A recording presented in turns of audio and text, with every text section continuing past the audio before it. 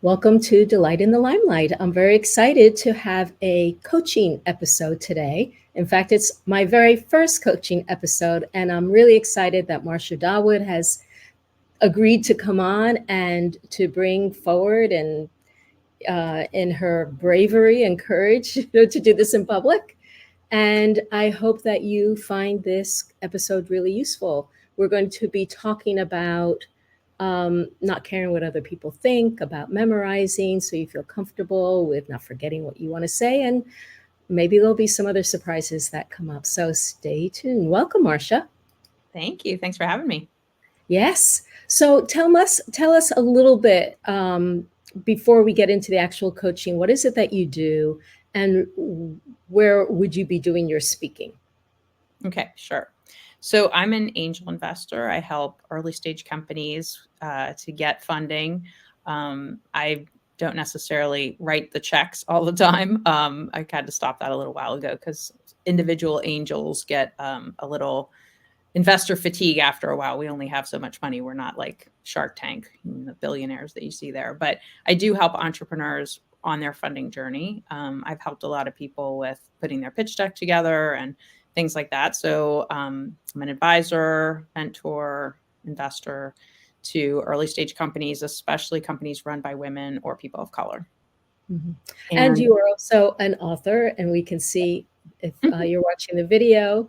The book, I have to put my glasses back on, Do Good While Doing Well, which is coming out when? Comes out September 10th, and the Amazon pre-order link just went live. So that's exciting. Very, very exciting. And you also have your own podcast. And I have my own podcast called The Angel Next Door.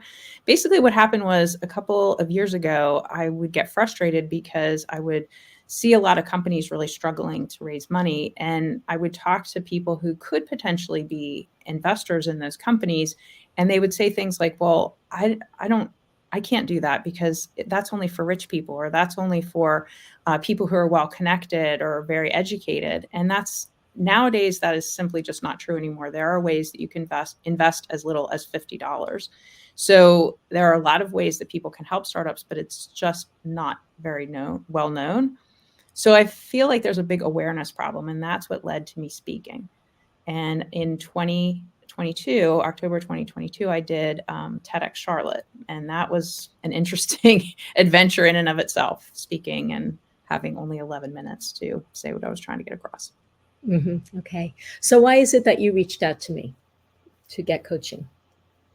Well, I just thought I've read your book, which I thought was fantastic. And it made me think about things that I hadn't really thought about before.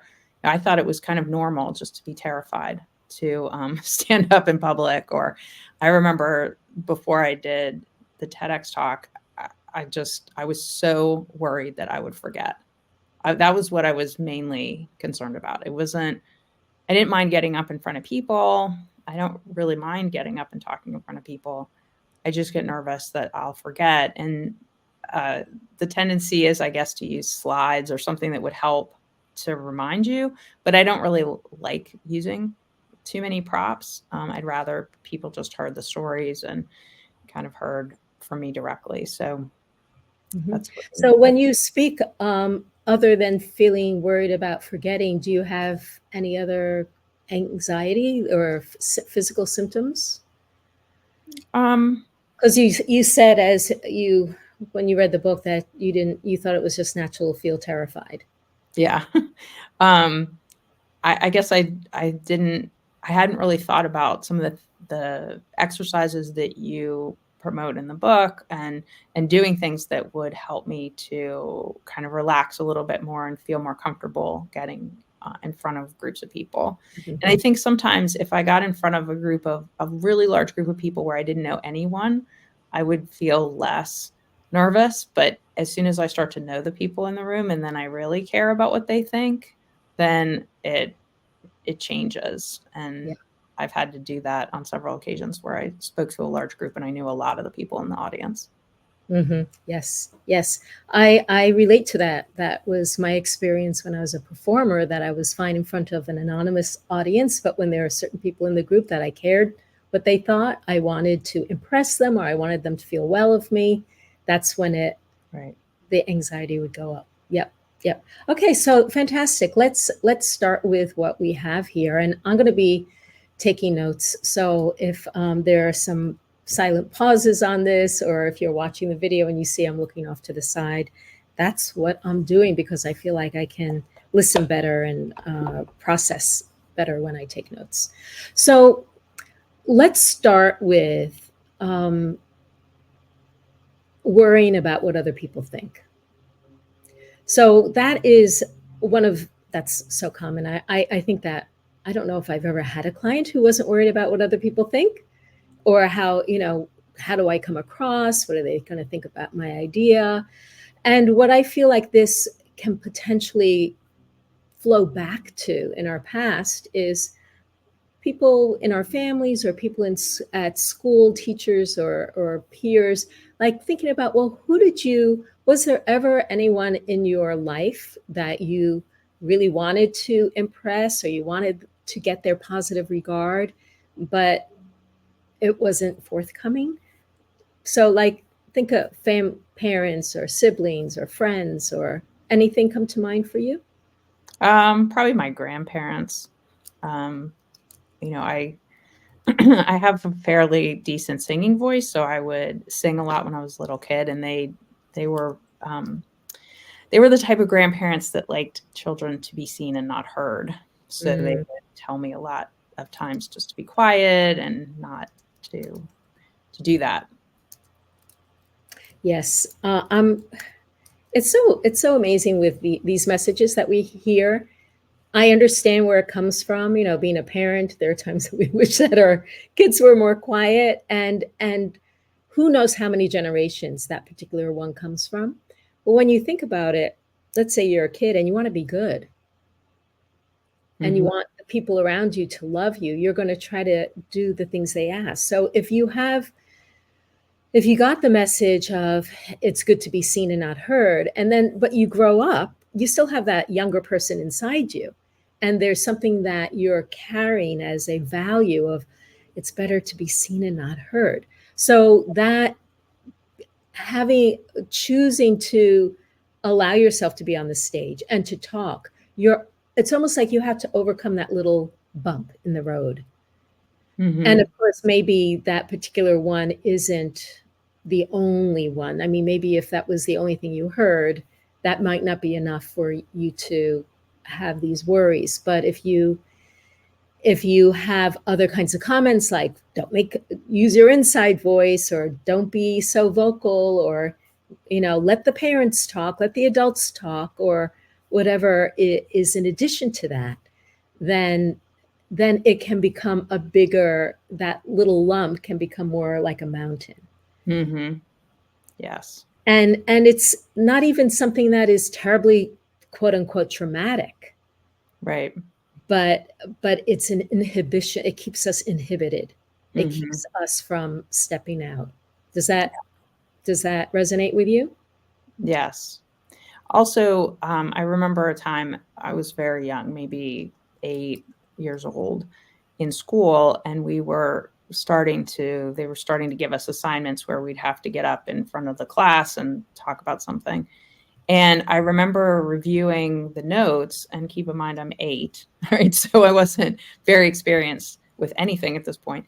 And I remember reviewing the notes and thinking, "Oh, I know this."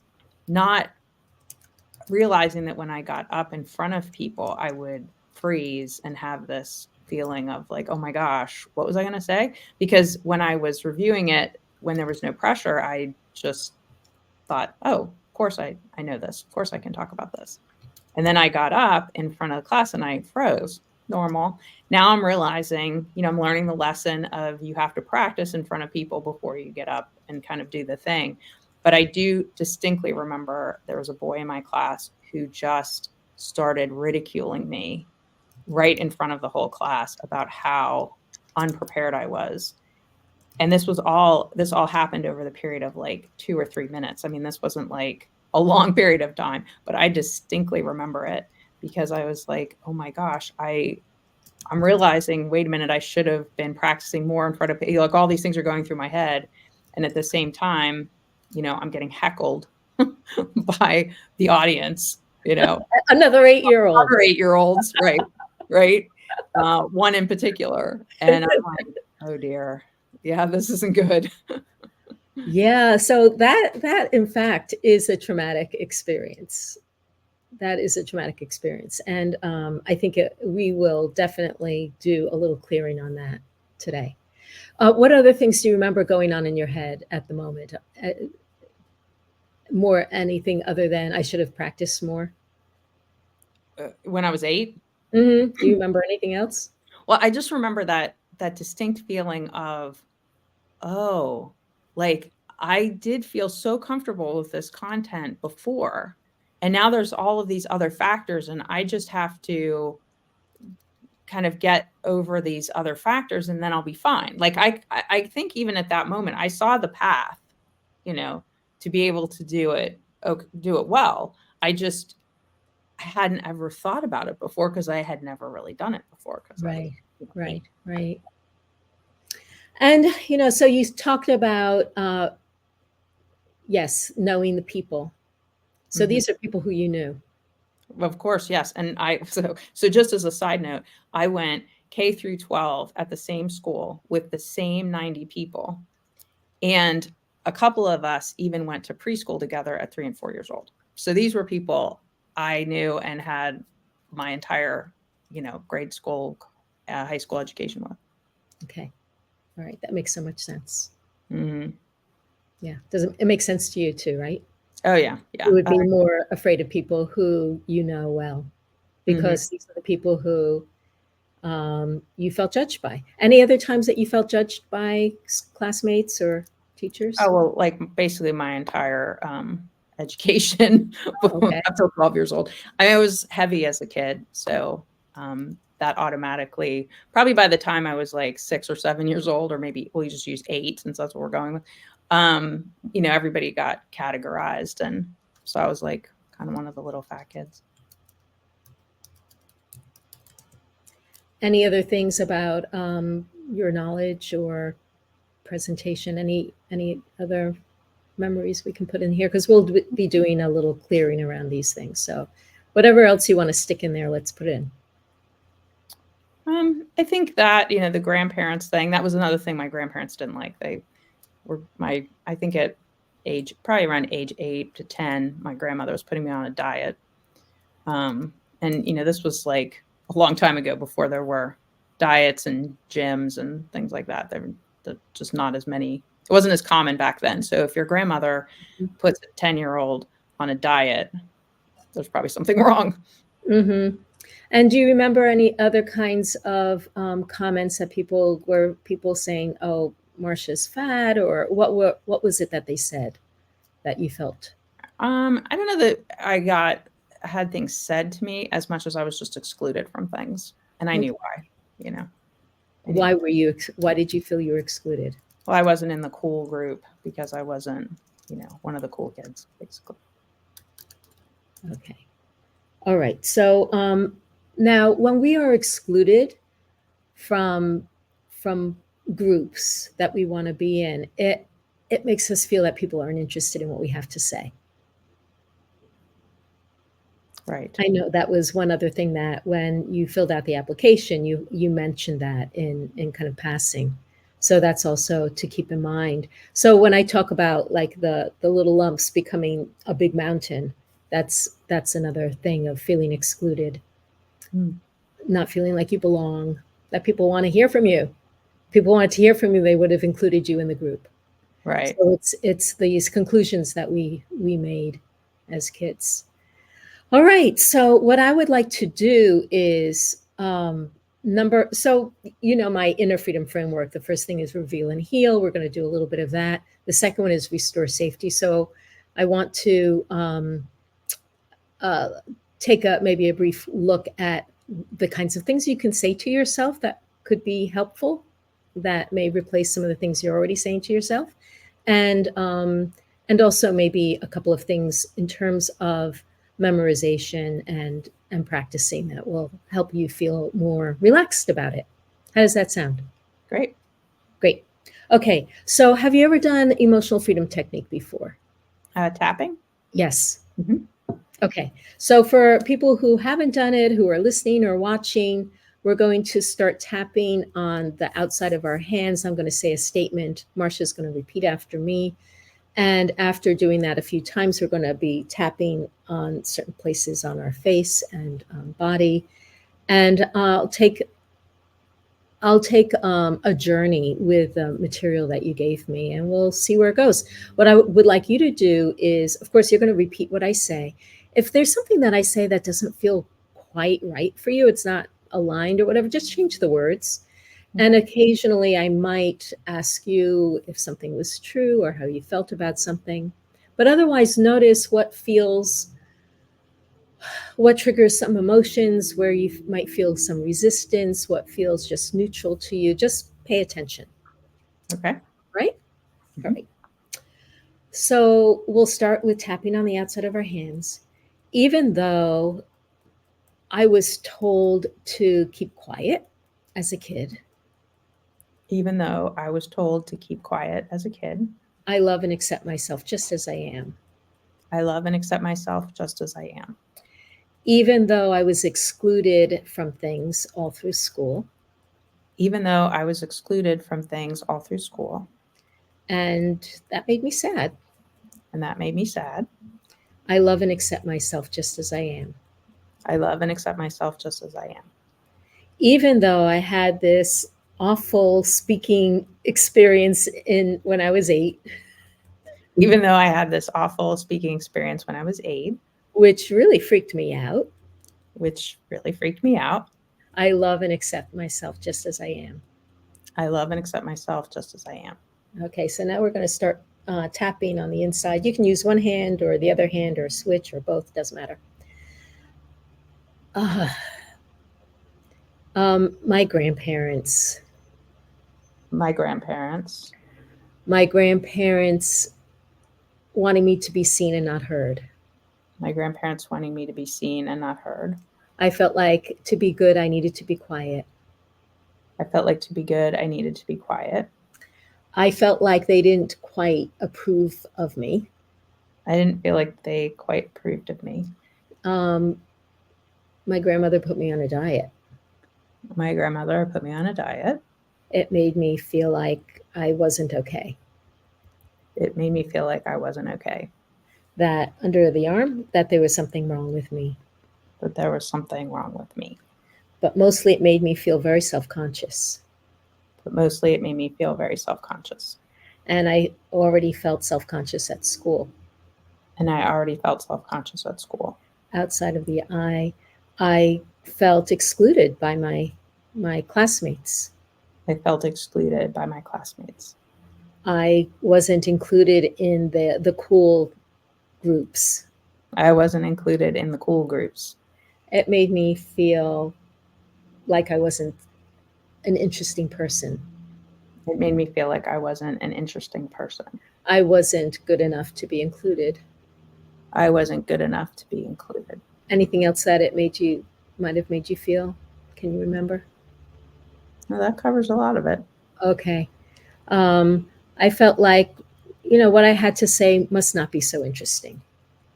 I felt like what I had to say wasn't so interesting. Otherwise, they would have included me. Otherwise, they would have included me. So I concluded that I must not be a very interesting person. So I concluded that I must not be a very interesting person. Does that resonate or not? It does for when I was a kid, and then When you were a kid, yes. Yes. when I got away from them, my life changed for the better. Yay, we're so glad about that. Okay, the eyebrow. Um, that awful experience when I was 8. That awful experience when I was 8. I was so excited to give my presentation. I was very excited to give my presentation. I felt so confident. I felt very confident. I thought, I can just do this. Yes, I thought I could do this. I know the material. And I felt really good about myself. And I felt good about myself. So I was so shocked And I was so shocked when that boy said that. What did he say? He said something like, "You don't know anything. You're wasting our time." You don't know anything. Yeah. On top of the head, you're wasting our time. Yep. You're wasting our time. Inner eyebrow. I realized I should have practiced more. I realized I should have practiced more. I was in such shock. I was in such shock. And I felt so humiliated. And I felt very humiliated. In front of the whole class. In front of the whole class. What are they going to think of me now? What are they going to think of me now? They're going to think that I'm not prepared. They're going to think I'm not prepared. They're going to think that I don't know what I'm talking about. They'll think I don't know what I'm talking about. On top of the head, they're going to think that I'm wasting their time. They're going to think that I'm wasting their time. And it made me feel so stupid. It made me feel so stupid. I just wanted to crawl into a hole. I just wanted to crawl into a hole. I didn't want to show my face again. I didn't want to show my face again. I felt so embarrassed. I felt so embarrassed. I didn't know how to handle it. I didn't know how to handle it. I didn't know who to tell. I didn't know who to tell. Did you tell anybody? I don't think so. I didn't tell my parents. Were you living with your parents? Mm-hmm. Yeah. I didn't tell my parents.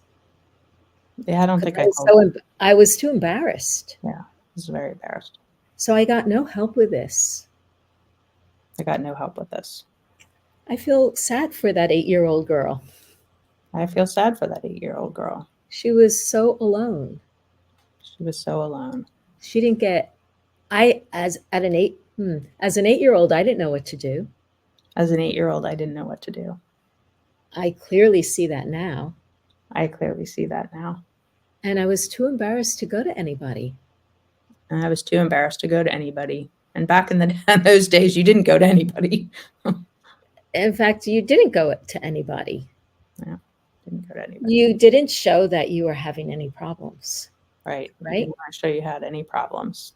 It wasn't safe. It wasn't safe to be vulnerable. It wasn't safe to be vulnerable. It wasn't safe to show that you don't know the answers to things. It wasn't safe to show you don't know the answers to things. It wasn't safe to make mistakes. It wasn't safe to make mistakes. And so I just shoved it somewhere inside me. Yes, I just shoved it somewhere inside of me. And I tried to ignore it. And I tried to ignore it. I feel sad for that younger me. I feel sad for that younger me. I wish I could go back and reassure her.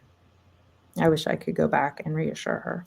I wish I could tell her that she's as wonderful as she thought she was. I wish I could tell her she's as wonderful as she thought she was. And it's okay to make mistakes. And it's okay to make mistakes. And it's okay that she didn't know how to prepare. And it's okay that she didn't know how to prepare. Because nobody taught her how to prepare. Because nobody taught her how to prepare. So why should she know that she could do that? So why would she know that she could do that? I wish that I could tell her I forgive her. I wish I could tell her I forgive her. I would like to forgive her. I would like to forgive her. I would like to put my arms around her. I would like to put my arms around her. Tell her that I love and appreciate who she was. That I love and appreciate who she was. I think she's an amazing person. That I think she's an amazing person. And I'm actually really proud of her. And I'm actually really proud of her. For getting up there with enthusiasm. For getting up there with enthusiasm. And for finding a way to cope with it. And for finding a way to cope with it. I just don't want to hold on to that experience anymore. I just don't want to hold on to that experience anymore. It was painful. It was painful. And I don't want to feel any of that pain anymore. And I don't want to feel any of that pain anymore. I don't want to feel that humility. I don't want to feel that humility. And maybe that boy felt insecure too. And likely that boy felt insecure too.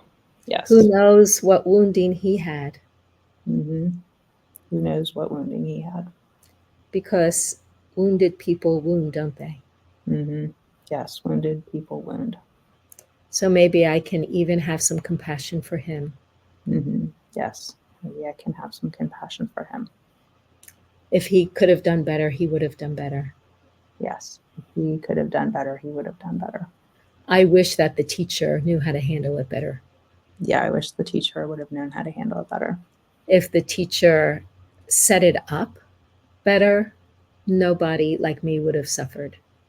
Right. If the teacher set it up better, no one like me would have suffered. If she guided the students in how to respond to the presenters, that would have helped. Mm-hmm. If she would have guided the students on how to respond to the presenters, that would have helped. If she was gifted in handling classroom disruptions, that would have helped. Yes, if she was gifted in handling classroom disruptions, that would have helped. If she was gifted in helping students overcome humiliating experiences, that would have helped. She was gifted in helping students overcome humiliating experiences, that would have helped. But she didn't know how to do any of these things. But she didn't know how to do any of these things. Under the eye. If she could have done better, she would have done better. If she could have done better, she would have done better. So all of us were suffering. So all of us were suffering. She probably felt terrible in the moment too. She probably felt terrible in the moment too. Of course, she wants her students to succeed. Of course, she wants her students to succeed. So she felt probably paralyzed herself. So she felt probably paralyzed herself. Mm-hmm. A lot of people felt bad that day. A lot of people felt bad that day. But I'd like to let it all go. But I'd like to let it all go. I would love to feel free of this experience. I would love to feel free of this experience.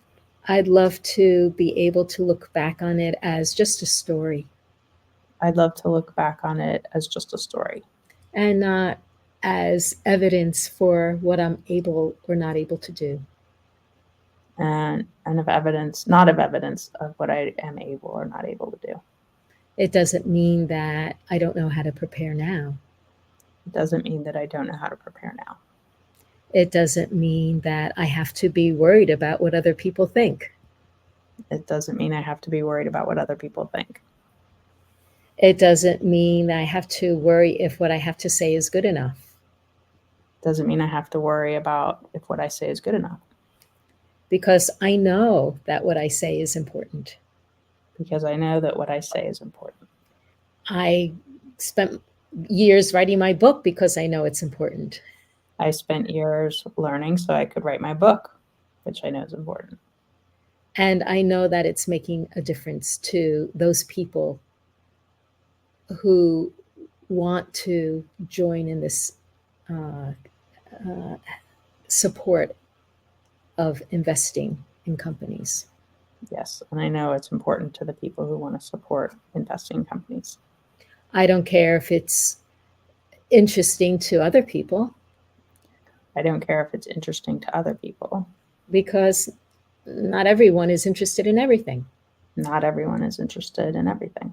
I'm not interested in everything. I'm not interested in everything.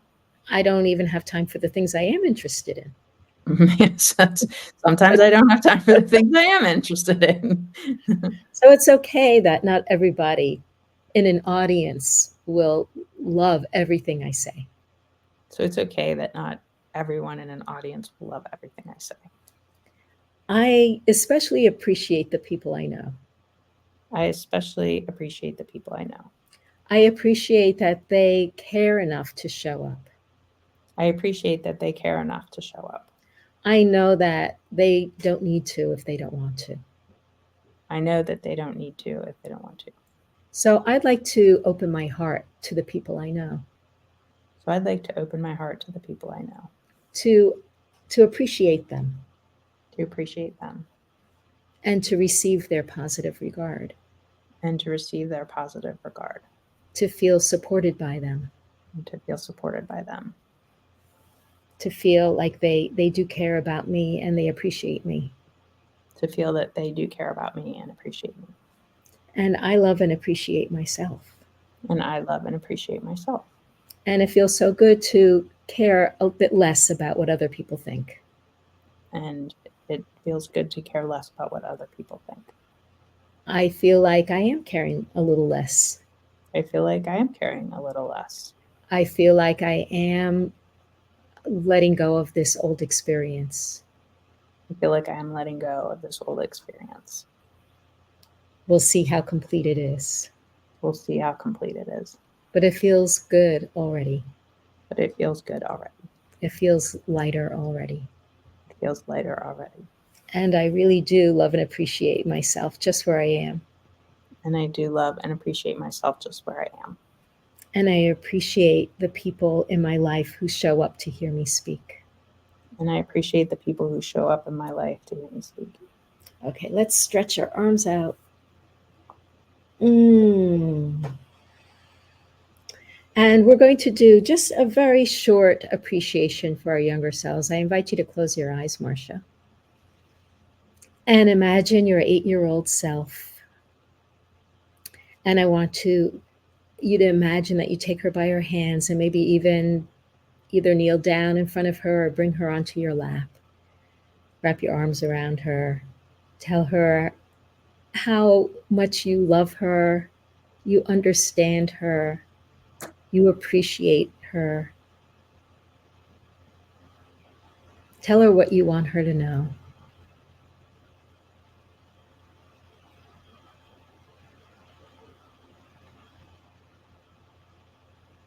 And imagine that she's looking back to you, with maybe she has tears in her eyes, or maybe she's smiling, but she's so grateful for your care, your regard, your understanding, your love.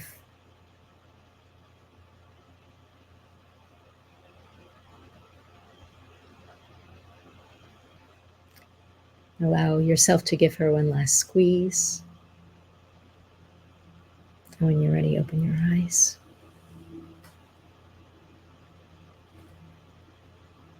So, how was that for you? I feel like lighter, like a nice warm wave just came over me or something. But it didn't leave. Just came over and stayed. Yeah, so allow yourself to notice that feeling, and it'll stay for a while. It'll disappear at some point. But definitely check in, or I'll check in with you. Let me know if anything has changed for you. I did say at the beginning of our time, I do see that we've gone, well, we still have 5 more minutes. I'd like to move into the second part of the Inner Freedom Framework of restoring safety. And this is about how we speak to ourselves.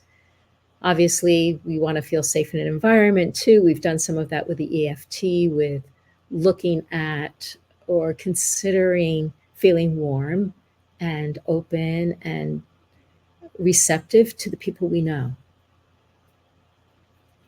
I don't know if what we did is enough to completely clear away these things. It might be, or it may be that you would want to do another round that gets into some other elements of being excluded or anything else with your grandparents. I don't know, but if you'll be able to tell. Okay. I think as you move forward, you say that was good. I don't think it's an issue anymore. Or you'll say that was good, but I think I need to do another round. I think you'll be able to feel inside yourself what you need to do. So in terms of what you tell yourself, what are you saying when you are preparing yourself to speak? Is there anything, are you ruminating about your worries? No, not ruminating so much. I guess I probably over prepare maybe a little bit. What does that mean to you? I think rehearse and rehearse and rehearse and rehearse. I rehearsed my TEDx talk like so many times, and then the night before we were supposed to give it, there was a hurricane, and they postponed it a month. I was like, "Oh my gosh, I have to go through this another month." But actually, what I did during that month is I didn't rehearse, and I would rehearse like once a week just to see where I was and if I had forgotten anything or if there was anything I needed to work on.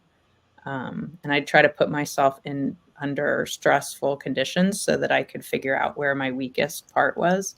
And then I would go back and rehearse that weakest part till it was one of the best parts. And then I'd find the next weakest part. They taught us how to do that in heroic public speaking. So, Yes, yes. So for people who don't know, heroic public speaking is a speaking program put on by Amy and Michael Port that both Marcia and I were a part of. So what kind of stressful conditions did you put yourself under in order to figure those things out? oh, I pretty much made any person who was in a 1 mile radius come and listen to me give the talk. I'd get like groups of people together, 3 people, 5 people, 10 people. And I mean, it was only an 11-minute speech. So I'm like, look, can you just give me 15 minutes? Come over here, sit down. I'd go up to the club where we belong and I'd just grab whoever was around. Hey, can Yeah, you be here for 11 minutes for me? yeah, yeah, And yeah, yeah. just try that. So yes, and I think we can't do an A/B test on this. What would be great is if we could like go back and have that experience again, having cleared this past Mm-hmm. remorseful speaking time that you had as an 8-year-old, maybe lightly clearing out the things from your grandparents. I mean, we didn't spend a lot of time on that, but this is why I don't believe that being well prepared is the answer to getting over your fear, because I mean, you clearly, oh my gosh, I mean, to do all of that rehearsing in front of so many people, which is fantastic, and I do recommend that also, but still to feel anxious, that that it's not about not being prepared, it's something else that's going on. Mm-hmm. Yeah. So what I'm going to recommend, I mean, I think that you've got plenty of tools for practicing. It sounds like you know how to warm up your voice. I hope Mm-hmm. you warm up your body too. Yeah. Putting yourself into the zone. Mm-hmm. So, one of the things that I have a program called the Speaker Green Room, which is a place to come in and get warmed up and focused and grounded. So it does have the vocal stuff, which you know how to do. It has warming up your body a bit. It has you. We do a chakra meditation. We have affirmations. We have mantras. Um, I have a feeling that one other thing I have in it is a journaling document, and I think that what would help you is two things. One is to write out in a journal what you're concerned about and to give yourself space to respond to the things that you're concerned about. So, like being that parent, being that teacher, being that guide or mentor to yourself, so you can have a dialogue. And also to think about, like, if you could find just one thing that is going to make you look forward to that experience, that can be just your personal goal. Like, I'm going to I'm going to practice feeling my feet on the ground. Mm-hmm. And if I do that, I'm happy. I'm going to see if I can enjoy and sink into looking people in the eye, or maybe if I'm online, I'm going to see how I can kind of like really relate to the lens. Mm-hmm. Or maybe it's I'm going to let myself be more freely self-expressive, and I'm not even sure what that means, but I'm going to let myself kind of be a little more loose or all over the place or free and see what comes out of my mouth. Mm-hmm. Or I'm going to see what I can do to not be worried about my memorization. Mm-hmm. So, one of the things that you can do is say, okay, here's the question. What happens if you make a mistake? Mm-hmm. What will happen to you if you make a mistake, Marcia? Well, my worry in the TEDx was that I would lose the meaning I was dragging a meaning through the whole talk. And I worried if I messed up or lost my place, that then it would confuse the listener and I would end up not getting the message across the way I wanted to. You know, I was an MC for a TEDx event, and I got coached on that by a couple of people, but one was Tamsin Webster. I don't know if you know Tamsin, who used to be the executive producer, co-producer of Cambridge TEDx. And she said that she always told her speakers, it's okay if you forget where you are. Just stop, take all the time you need, and then continue, because it's all in the editing. And she would tell the live audience, look, sometimes our speakers are going to forget where they are. Don't worry about it. They know to just take the time that they need to remember where they are. And as an audience, just hold the space for them. So I did that with my speakers. They were so appreciative. Later on, I went to another TED event, live at TED event, where it wasn't said to the speakers. Two of them forgot what they were saying. One of them, because I think he had a lot of speaking experience, like I could see, the shock on his face, but he just waited and then it came back and he just picked it up again. But another person just devolved, and it was heartbreaking because he thought he was doing something bad by forgetting. Whereas if they had just said to him, you know what, we can fix it up in the editing process, don't worry about it, it wouldn't have been a big deal. Right. But he just, he started off saying, okay, let me get that again. And then it was, oh, I know. He just got more and more frustrated. And I thought he was going to completely break down in tears, which would have been understandable if he felt like he was supposed to have to be able to do it from start to finish without taking a pause. Mm-hmm. So I blame the TED organizers for putting that pressure on TED speakers when it's unnecessary. That's actually one of the fun things about being in a live audience is you get to see what happens behind the scenes. Mm-hmm. There's no reason to feel like the audience has to see a perfected performance. It's really about the video that gets made afterwards. I mean, it's both. Mm-hmm. Yeah, we were not told that. We were live streamed too. So we were told you had to be, one shot. Mm-hmm. So. Yeah. Yeah. So that definitely puts the stakes up there. Mm-hmm. So here's the other. It's like, how can we prepare ourselves for not being perfect? Mm-hmm. Yeah. And it's like, okay, if I make a mistake, how do I want to be for myself? Mm-hmm. How do you want to be for yourself? Do you want to be forgiving or do you want to berate yourself? Right. No, I want to be forgiving. You want to be forgiving, right? Mm-hmm. If it's not perfect and it turns out that that's how it goes up, that it's not going to be, do you want to be forgiving or do you want to hate yourself? Right. Be forgiving. Yeah. So I think that this is something as you go forward in your speaking to remind yourself of, that give yourself a talking to and say, Marcia, I know you want to be perfect. Of course you want to be perfect, but likely you're going to make a mistake. So how do you want to handle your mistakes? Mm-hmm. How do you want to handle it if you stumble over a word?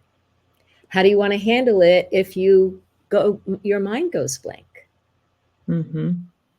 How do you want to handle it if you realize that you're in a different section and you had skipped over a section? Mm-hmm. So you have to strategize about these things in advance. So when they happen, you're not taken by surprise and you just go, here's my opportunity to Right. try it out. Yeah. And to know that very little of what we do is life or death. Right. And Mm-hmm. that there are going to be other speaking opportunities, there are going to be other chances. And that if we can put ourselves into a growth mindset Mm-hmm. around it, we're going to be much happier speakers. Mm-hmm. Much, much happier. Yes. So tell me what your takeaways are from this session. Well, yeah, I mean, I've known about tapping and I've done a little bit of it, not much, but I really like it. I think it's very grounding.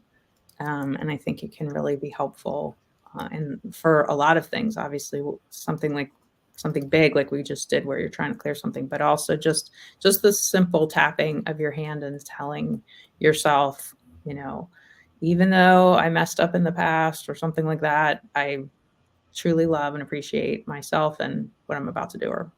So I think that's something that can be more incorporated into what I'm doing and that level of forgiveness of like, it's okay. I did end up giving not the same speech, but like another speech that had pieces of it in there. And there was one part a new part that I added and I did kind of forget for a second, but I did that whole, okay, we're just going to stop for a second, pick up and remember. And actually one of the other parts that I didn't mess it up, but I forgot. And then I was like, oh yeah. And blah, blah, blah. Well, for some reason, however I said it, the audience thought it was funny.